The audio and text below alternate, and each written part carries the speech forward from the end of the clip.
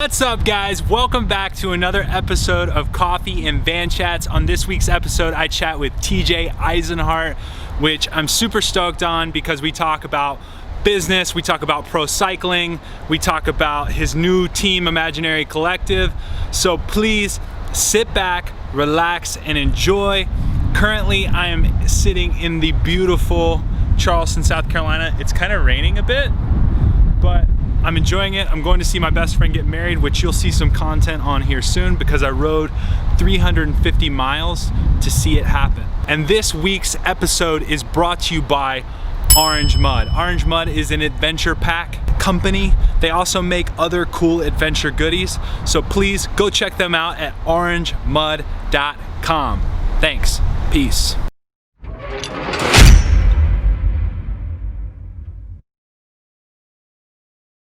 All right, guys, welcome back to Coffee and Van Chats. I'm here with TJ Eisenhart.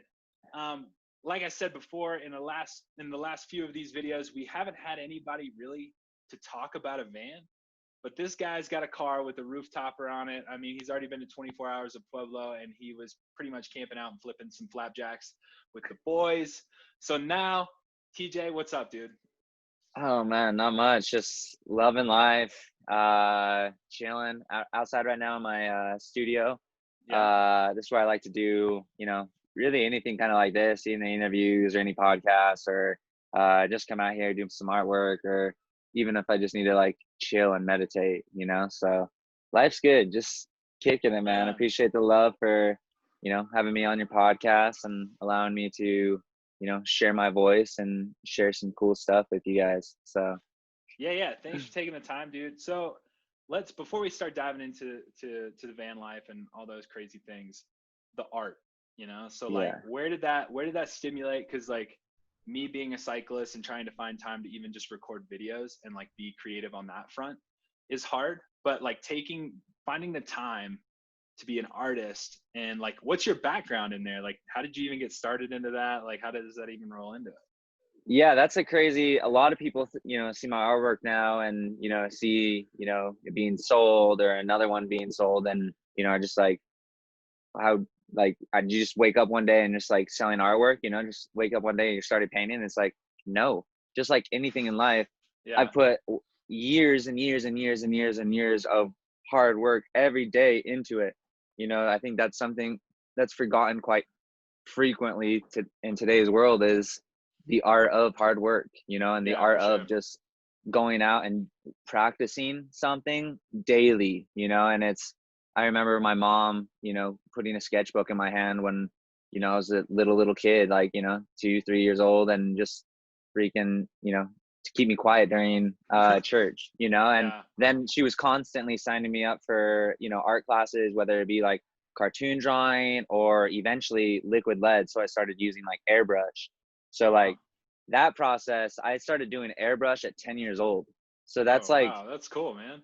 Yeah, that process, I don't do that process anymore because it's so like tiring and time consuming. So I mean, when you finish an airbrush piece, it looks just like a photo, like a lot of time. And like when you get really, really good, and it takes years to get good. I did it for 7 years, and where I would just go every Monday and Thursday and do like 3 hours when I was a little kid. And I remember when my mom told me I was going to do it, I was like in tears because I just didn't want to like go to this studio and draw for 3 hours, like, because it was tedious drawing. It wasn't like you were drawing something new every day. It was like accomplishing a shadow.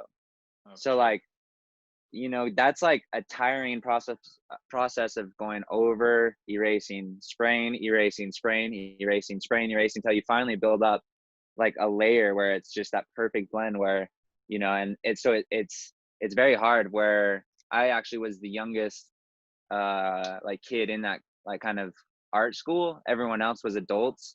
And the teacher even said to my mom, like right before she signed me up, he was like, hey, normally kids, they're not good with this because it takes a lot of patience. And my mom was like, he'll do it. Like he needs to learn the patience. Yeah. Well, and like, I was playing baseball all my life growing up, and my parents, so they were always instilling kind of like almost, you know, that discipline, that competitiveness. My sister, she was a professional dancer. My brother, he played baseball. And so I always had that to kind of like, you know, competitiveness to follow in my siblings' path. And so it was always taught into me like, all right, discipline gets reward. But it kind of got tightened when I did that art class because, again, it's very tedious. But, you know, I ended up doing it, liking it, growing with it. And it taught me like so much discipline and so much knowledge that now it's like I'm constantly going back and using techniques or using ways to achieve, but maybe not with the same medium. And so yeah, it's funny. Like I've been doing art. I stopped, like I said, doing airbrush when I was like 17, 18, because it's when I signed with BMC.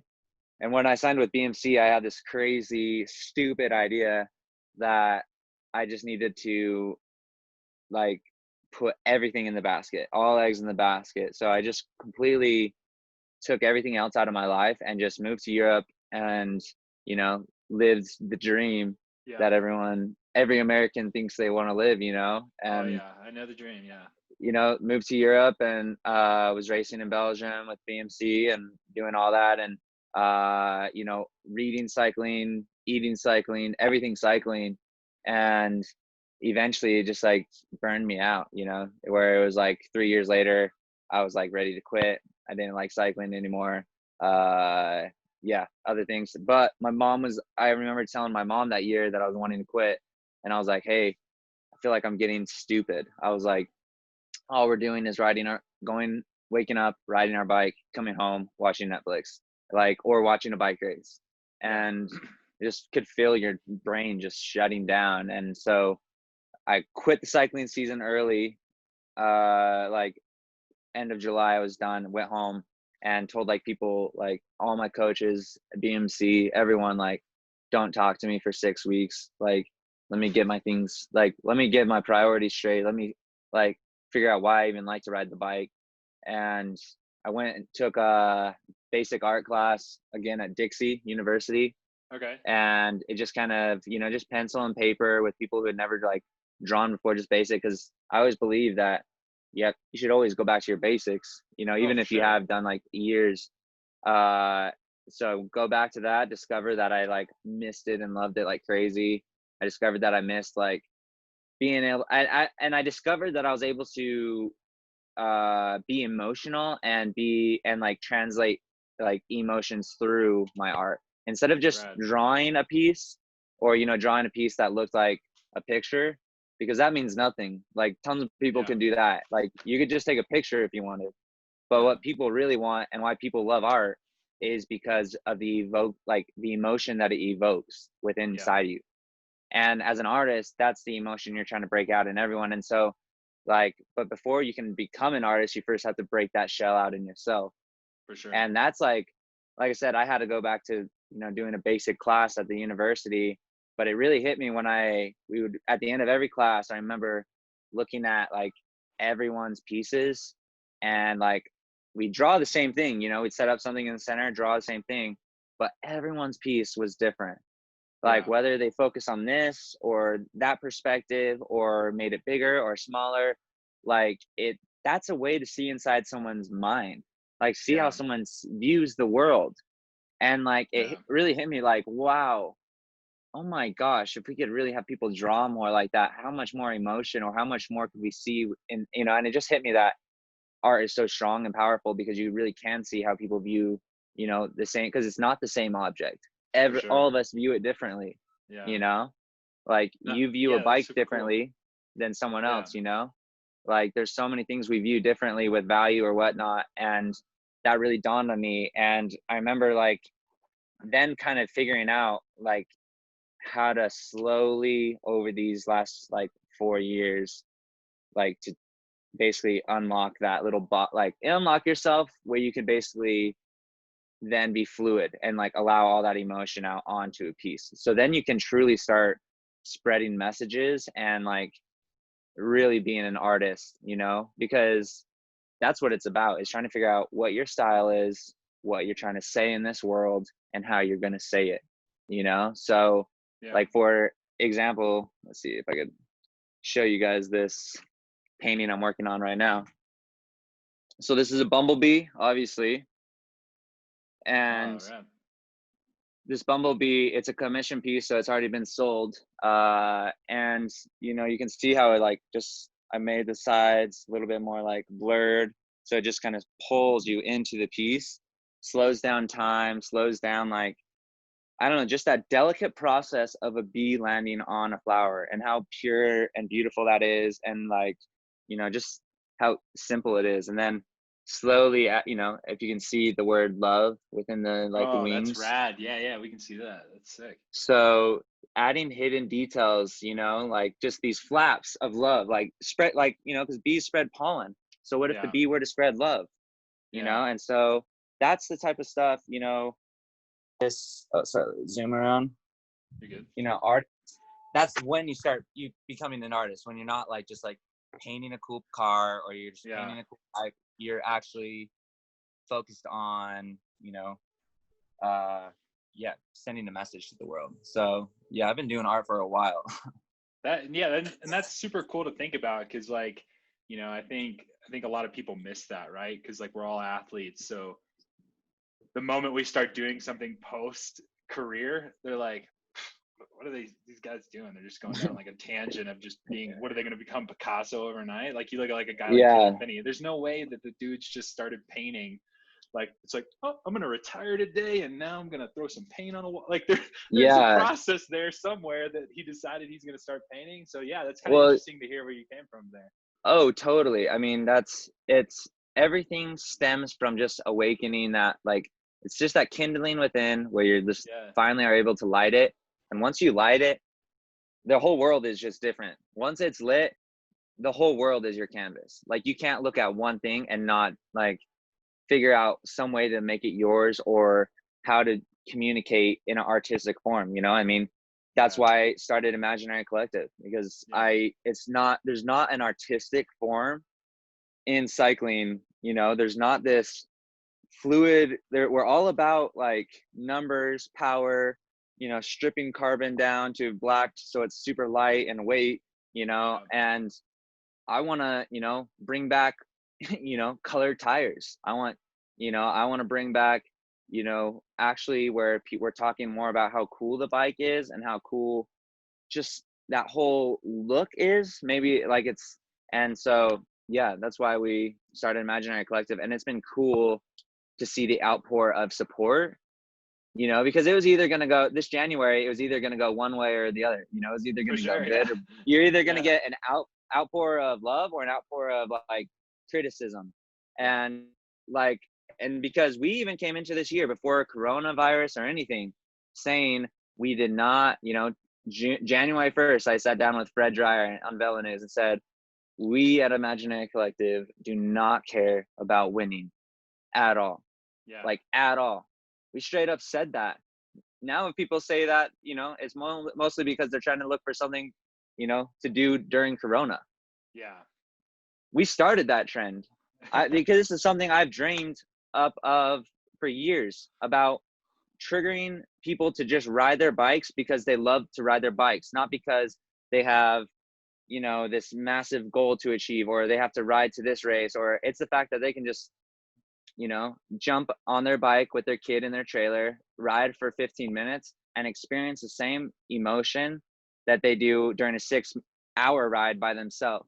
You know, it's about that community coming together because, and I mean, like I said, we're doing that all now, you know? So it's funny how it's like, we're doing that now. Something you know, I was telling my wife how amazing it is to be getting so much support now with how I see the sport and view cycling, when for years when I was racing and talking about, you know, spreading love, doing peace, you know, all this, you know, wanting to do things to help, you know, depression, all that. I was getting emails of like threats to being fired off teams. I was getting like, you know, crazy criticism about, oh man, cycling is a tough man sport. We need to be doing this. Now look at where the tables are turned. Everyone's having to look at, oh, why do they ride the bike? Because they can't race right now. Yeah. And I think I think that's really cool and kind of interesting to think about because especially, you know, what you said earlier, it's like you were kind of raised on that discipline and raised on that competitiveness. So was it kind of the European campaign that you felt like kind of maybe switched that over a bit, or like have you always kind of felt like that? It was just like the moment that you were like really, really thinking for yourself and really, really trying for yourself. It's like, hey man, I just need to take a step back and like competitiveness is great, but like, cause I mean, dude, U23 time trial national champion, Redlands win. Like Yeah. the competitiveness is there, the ability is there, but when was it like, when was the thought process of like, you know what, like those results are cool, but to find those results now, you got to Google it or whatever Yeah. Yeah. for it to really matter. So how do I make an impact without you having to Google the impact? Yeah. That's a good question. So sorry, let me think. I love to just think before. Mm-hmm. Yeah, you're good, man. No, man, you know, that whole transition, if you ask, right now I'm doing my own podcast called The Next Stage with my old Yeah. ex-teammate, Tyler Williams. And yesterday we did an episode with our old teammate too and friend, Alexei Vermeulen. And so we all raced Oh, on sweet. BMC development team together.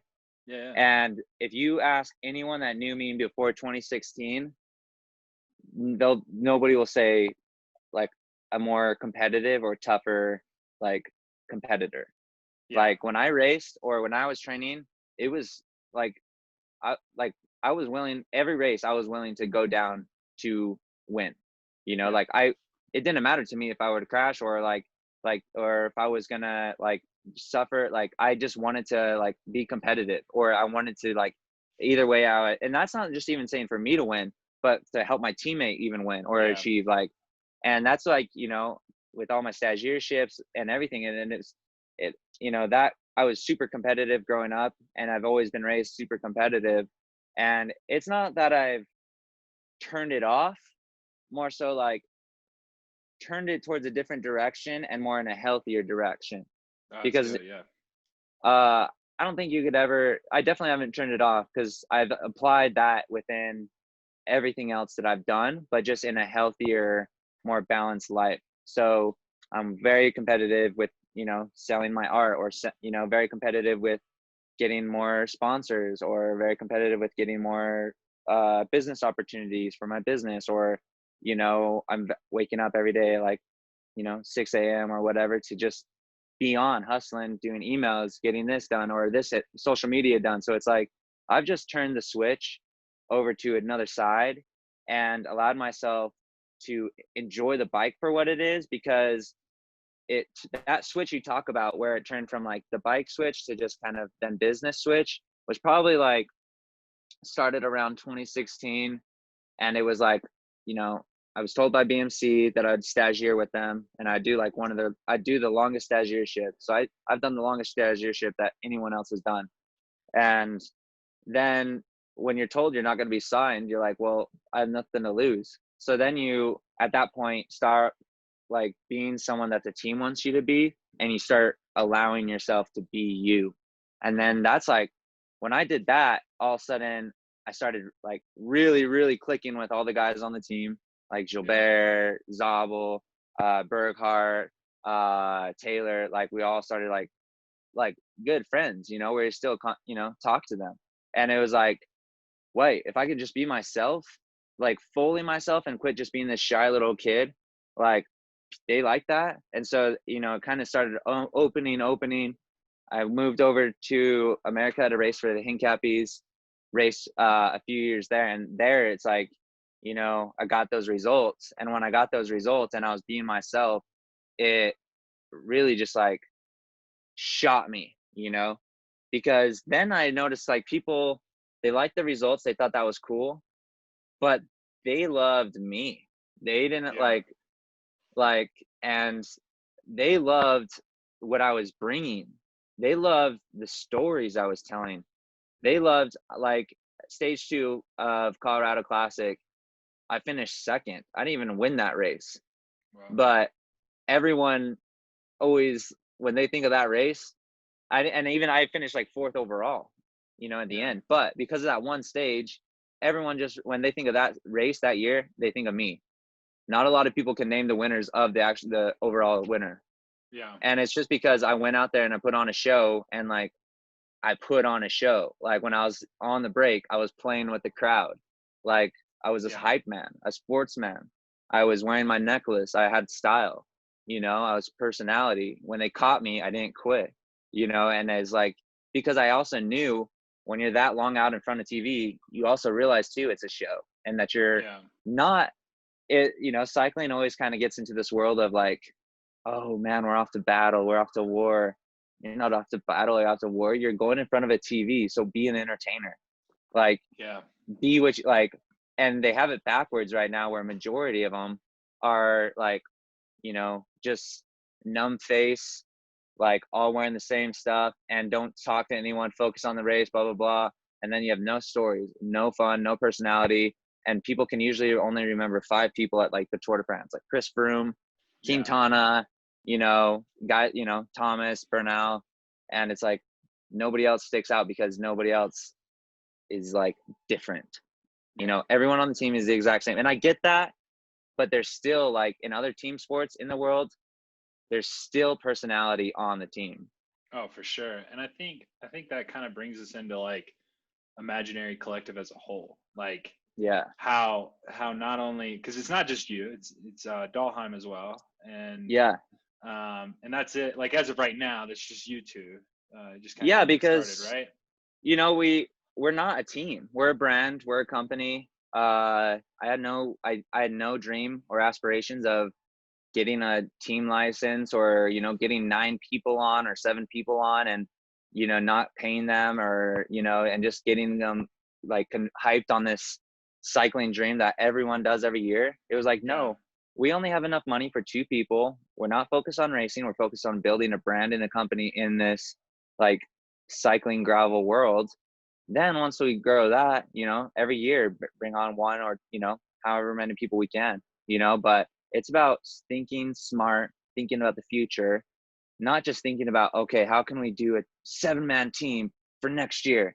All right, we got the sponsors. And then you're just like going through it. And then at the end of the year, you're looking for more sponsors again. And you're looking, so it's like, instead of that, just focus on building it first, getting a structure, building it, sometimes building the base and just building like the foundation of the house takes the longest, So and so what's the overall, like, we understand that like with Imaginary Collective, results aren't a key, but like what's the overall brand key? Because you guys aren't only a team. I mean, you guys are selling t-shirts. I mean, during this pandemic, we got some neck gaiters, some masks for the fam. So what exactly is Imaginary Collective doing, and not only for the sport in general, but for the sponsors as well?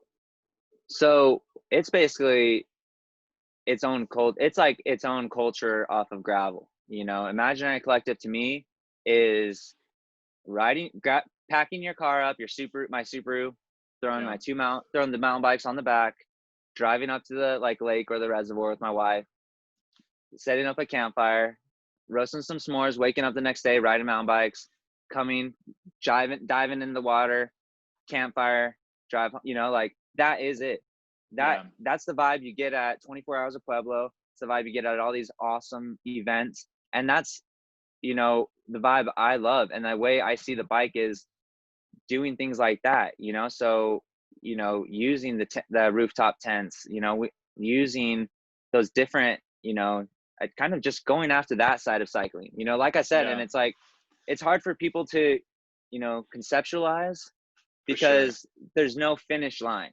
Oh man, I remember the days when we were like, all of us were like in full panic of like what bed we were sleeping on in Europe, and like the Norma text, the massage list, like all that stuff. And now I'm just like packing up the van, and like I don't even care if I have heat. Now I have work. I mean, like the other weekend, last weekend, when I went up to the reservoir with my wife, like the longest ride I did on my mountain bike was to gather firewood.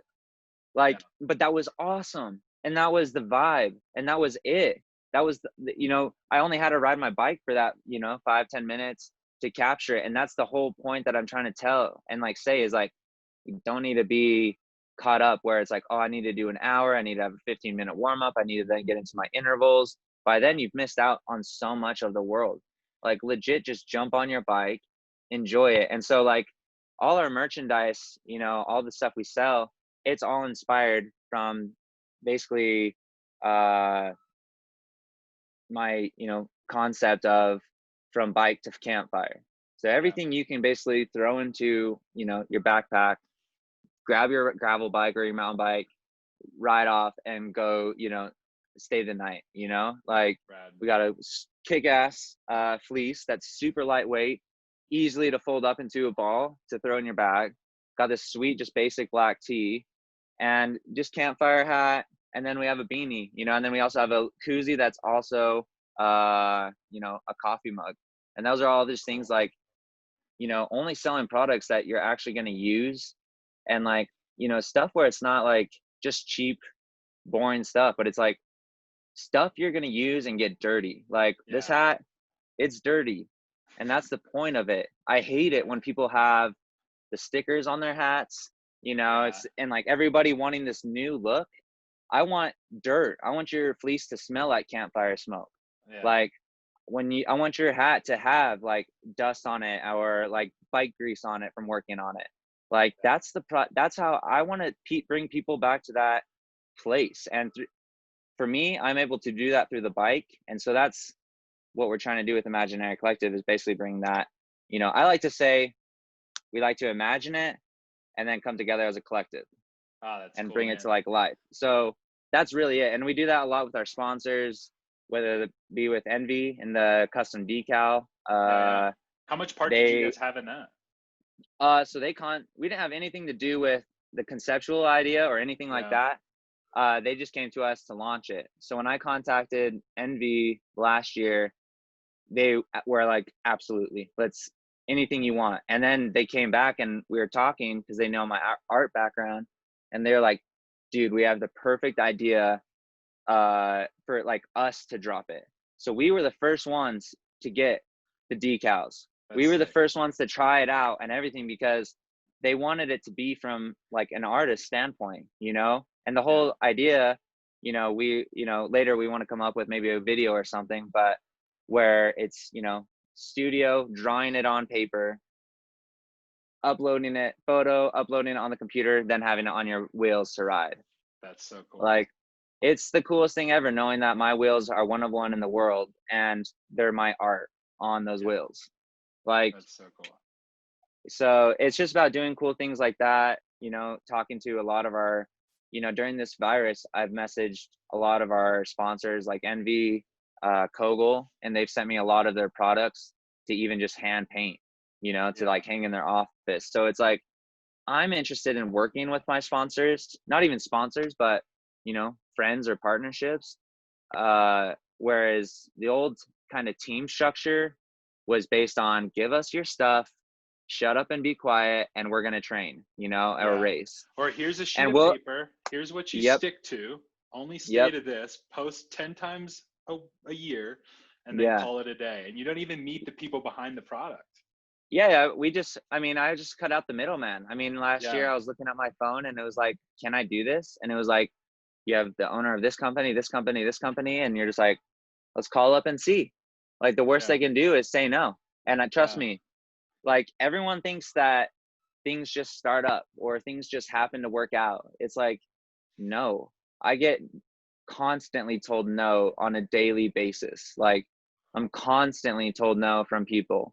And it's like the fact that they're telling me no then allows me to go out after others and actually get it done. Yeah. I went through 3 shoe sponsorships before I finally landed with Spider, where they are giving me everything I wanted or premeditated. You know what I mean? So it was like you work with one company, ask for more, or you know, develop more, or you see like, hey, I actually want to do this, or I want to have my own colorway. They say no. Don't just be like, okay, like yeah, you're right. Be like, all right, I'll see you later. Like, go find someone else.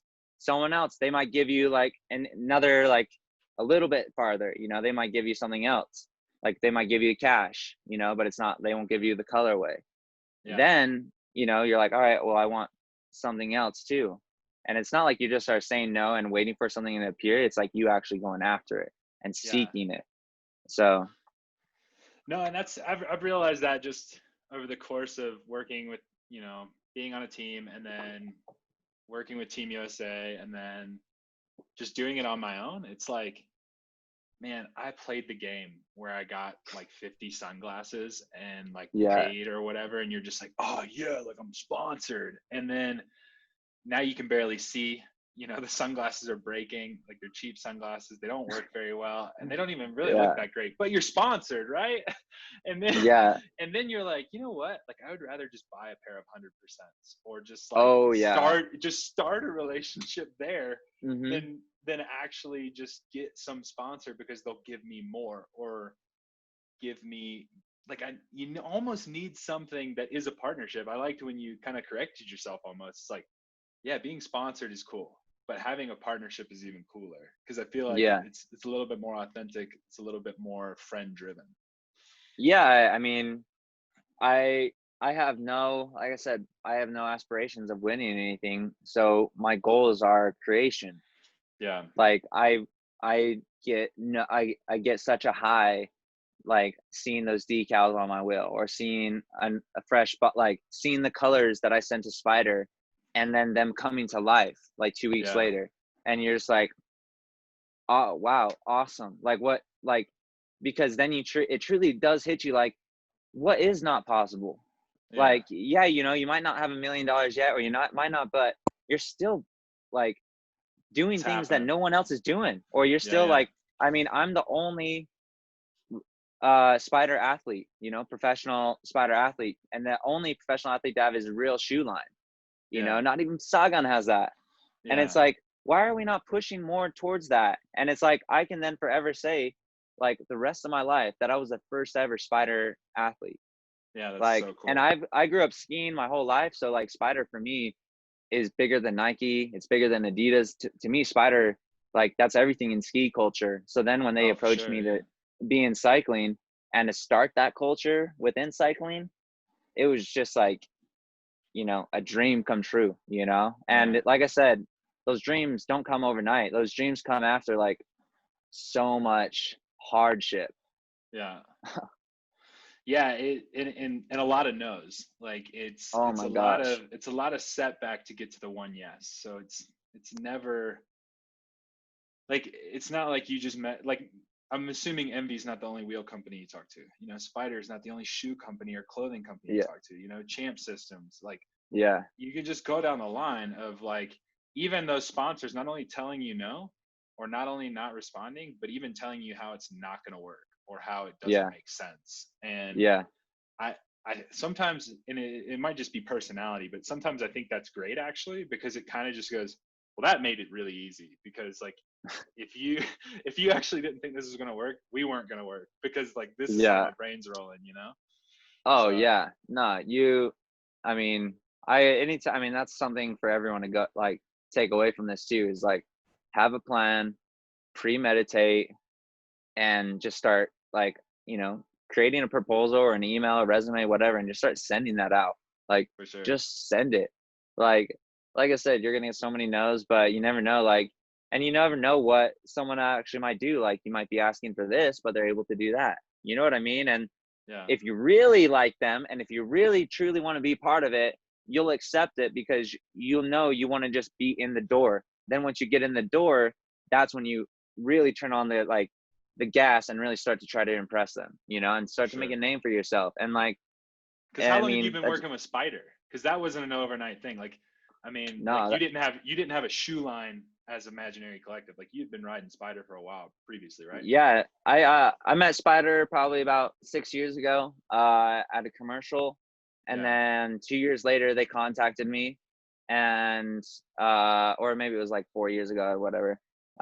They contacted me, and so it was like 2 years after the fact we'd met, but wow, I'd Facebook friend them, and yeah, like when I was hanging out with the owner of the company, I wasn't afraid to talk to him. So many yeah, people are so afraid to talk to people and like just talk to them that it gets them nowhere. Where me, I was just like, here's this Korean guy, like, you know, chat, just start talking, like just be yourself and enjoy it. Like say thank you, be polite, like don't forget your manners. And like I said, I left that photo shoot in LA, and then 2 years later I'm working with, I'm signed to them to do their first ever cycling, campaign, launch. And flying out there, they're flying me out to Korea, pick out shoe design, pick out material, feel the flex of the carbon, and it was just like, you're flying out there for 3 days. You know what I mean? It's just like, you're actually working with like real companies finally, and like people who are wanting to move forward and like see your actual potential. And that's, if anybody can take away anything from this, it's that, like I said, be yourself, trust that like, if you're truly being yourself, it's going to work out.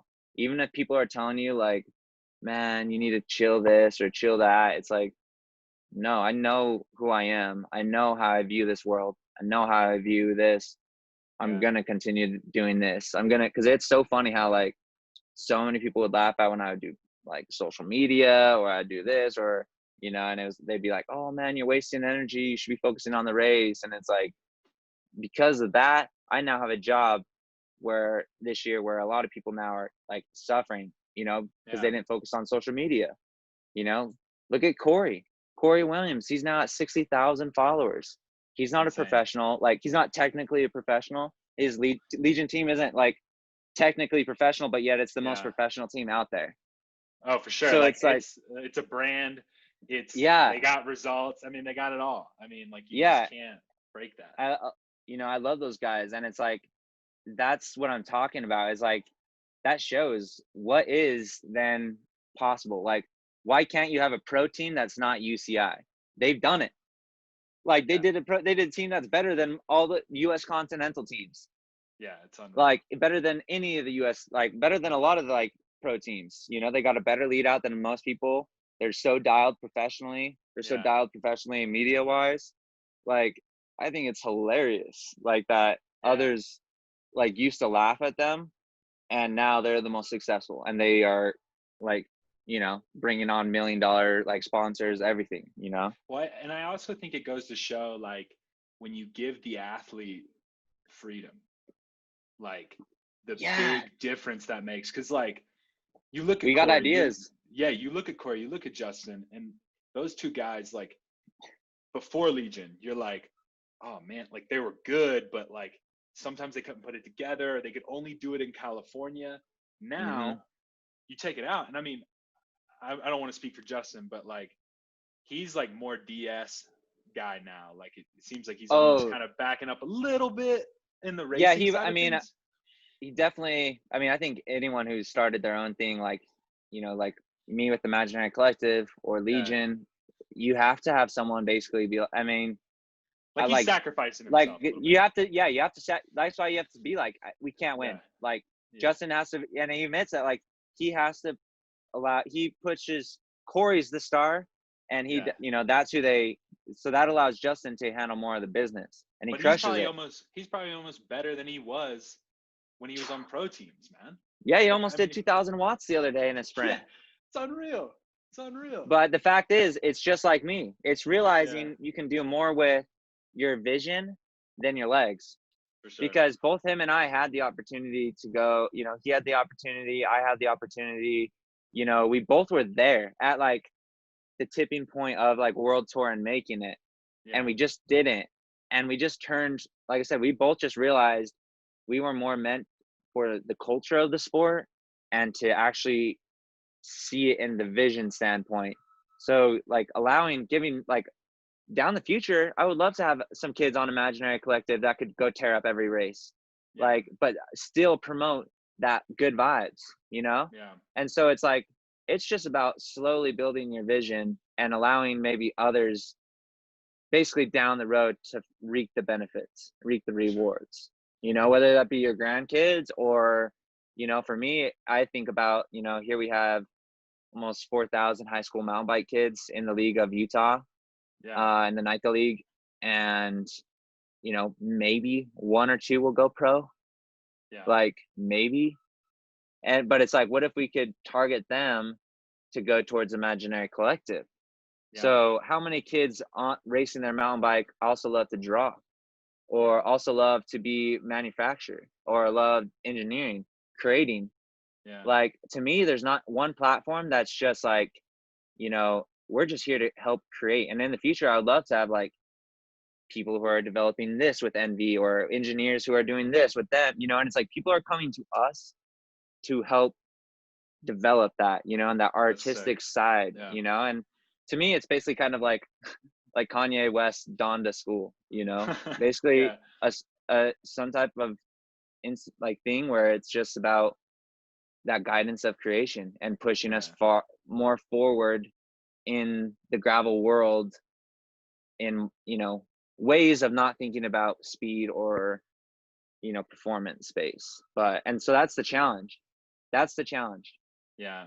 No, and so we're kind of coming close to time, and I just kind of want to like, I really appreciate it, man, because like we'll definitely have to get you back on just to like keep chatting, because totally, man. But yeah, just kind of give me an idea of like, what now, man? I mean, like we were talking before we started recording that it's like so beautiful, the fact of like, yeah, this is a pandemic, this is sad, this is scary for a lot, people losing jobs and whatever else, but for some it's an opportunity to just kind of step back. Like this is the first time, like I'm not really a family guy, and I had a family night the other night on Zoom, like with my parents. That's cool.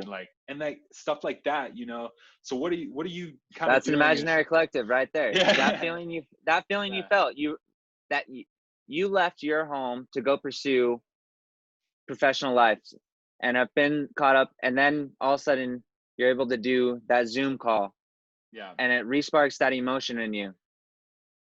That's it.